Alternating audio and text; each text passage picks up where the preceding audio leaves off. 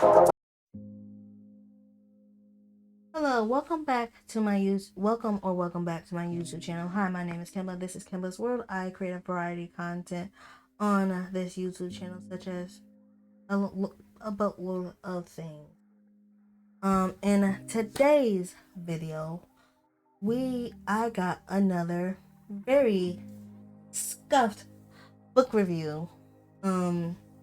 And you're probably thinking like, why is it very scuffed? And the reason why it is very scuffed is, if you check out the first book review that I did, you will understand why it is a very scuffed review. But without further ado, let's get on into the review. Today's book that I am reviewing is Talk Down the Block by Amy Award.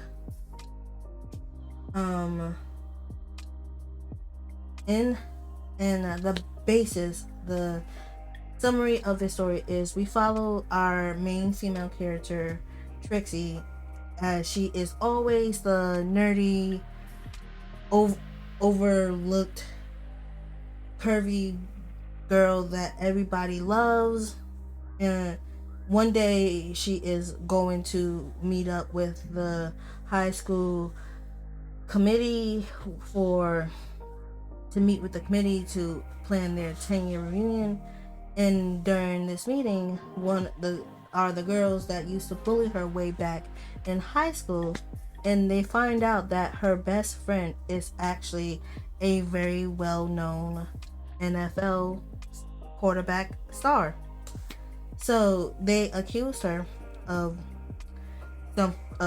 something, and then she basically has to ask her male best friend, can he be the fake boyfriend to her 10-year high school reunion and whatnot. But the thing is, she thinks that it's going to be like awkward and that she needs to train him and whatnot. But the catch is that this man has been in love with her since they was 10. So that's basically the summary for the book. What I really enjoy reading this book. Like, if you read like the Goodreads reviews, like, depending on which review you read, it's like kind of like hit or miss, like how all books are, I would say. But with that being said, I really enjoy the story. Like, it may be like cliche and you may be able to like predict some things, but I really enjoyed it. Like, and the reason why I enjoyed it is because, like, I'm usually like a fantasy reader, so reading this type of story, even as cliche as it is, was just like a breath of fresh air, and I just generally enjoy the time. Like, I had a good time reading this book. Like, the connection between Trixie and Chris was so fucking cute. Like, legitimately so fucking cute. Like, the way that Chris is like so like in his head and overthinking that Trixie won't like him as a boyfriend because he had asked her out like 10 years prior to this high school reunion that she's planning, and he got rejected, and like he's like asking his brothers for help and whatnot. Like, it's legitimately so cute, because it's like, I always expect like the girls to be like overthinking, like, oh well, what if he doesn't like me, like what if I do this and then this. Like, I always expect that within like romance books, but it was kind of cute seeing it in a male character for once, because it was just so fucking adorable to see it in him, because he was just so nervous but yet he was like so chill about it at the same time. If you read the book, you will probably understand what I'm saying. But like he was like so chill about it, but at the same time he was nervous as hell. And like what makes this whole entire book even more like lighthearted and like so like funny is that Trixie has I don't know what the official terminology is. Leave it down below, but she owns a is it a pack or a flock? But she owns roosters, and one of the roosters' name is Luke Skycocker.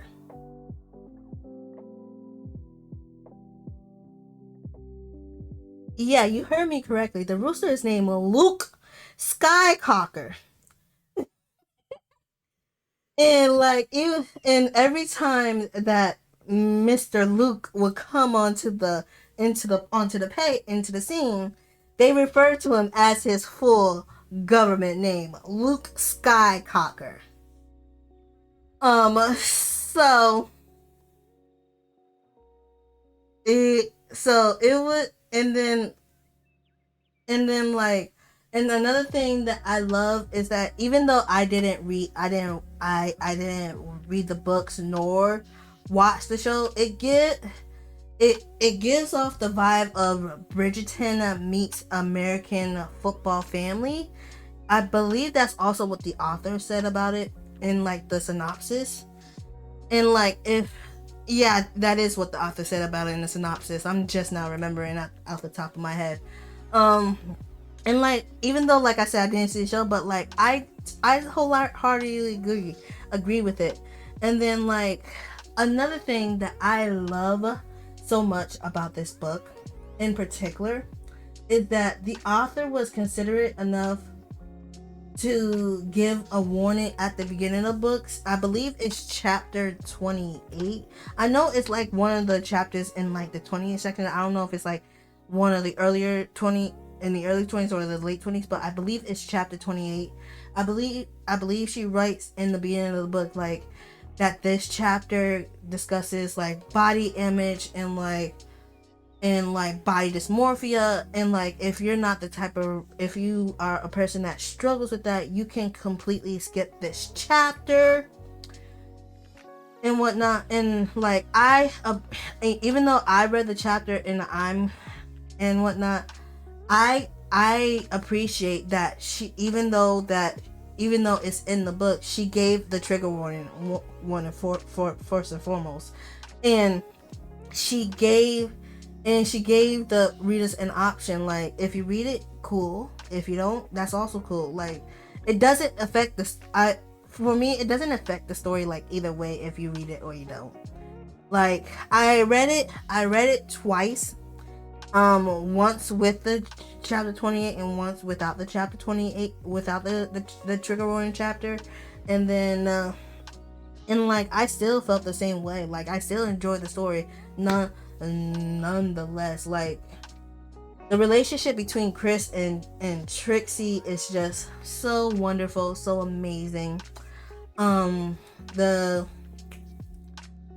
relationship between not only Chris and Trixie, but between Trixie and Chris's family, like Chris's family completely like adore Trixie. Like they're all like connected, they all check up on each other, and they all make sure that Trixie is like invited to like the family outings and whatnot. Like it was just really so cute, guys. Like I just love these two. I did find out that there is another book, so maybe I'll pick that one up as well. I don't know. But yeah, like I would recommend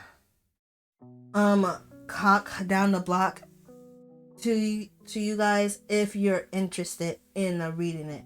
If it's not like your cup of tea, I'm not gonna say like, oh, you must read this book and whatnot. I'm not gonna do that to you. But like if you're interested, in the book, and this is like my videos, like one of the few it's like one of the few videos that you've seen of somebody talking about it. Pick it up. It doesn't hurt to try. If you DNF it, you DNF it. But at least you can say that you gave it a shot. You know what I'm saying? Like, I do agree with like some people where you can like predict the story, but like since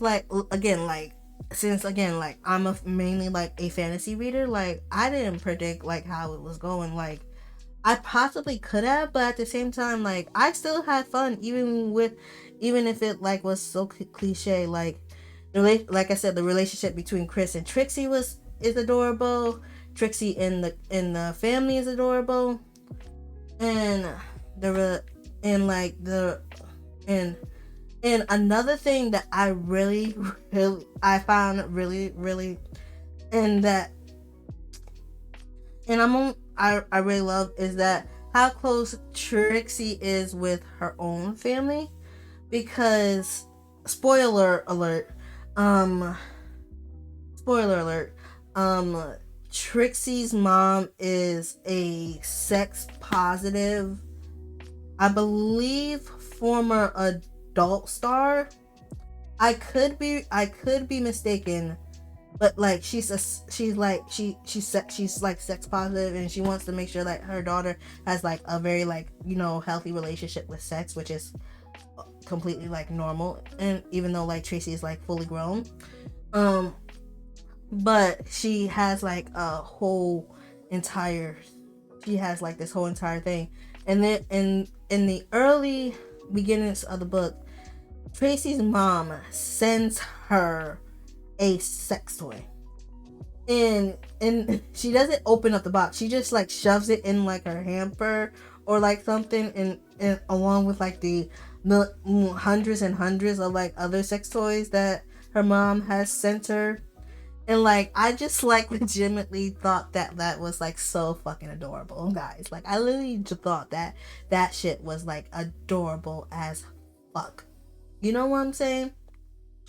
But I thought that was adorable. Like I could go on and on and on about Cock Down the Block, because I'm not gonna say it's like one of like my favorite reads of like all time or of the year just yet, because it is only April as I'm filming this video, and we still got like many more months to go.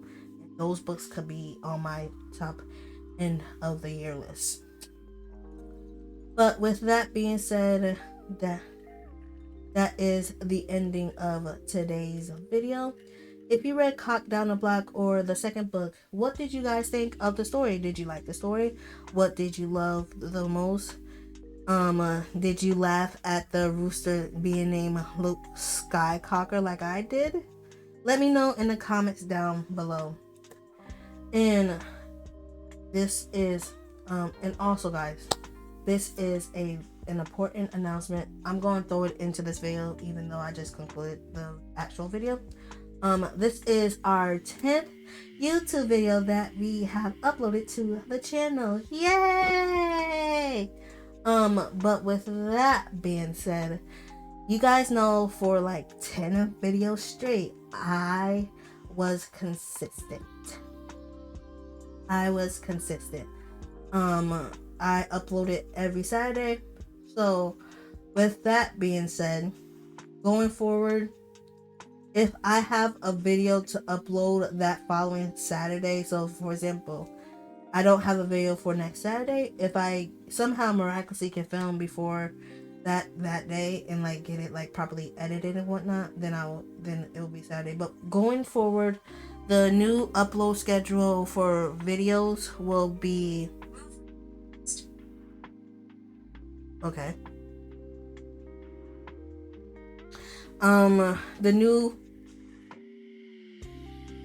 new upload schedule will be every other Saturday, so that way I can like at least crank out some more videos for you guys and properly edit them without having like the rush and whatnot of like trying to get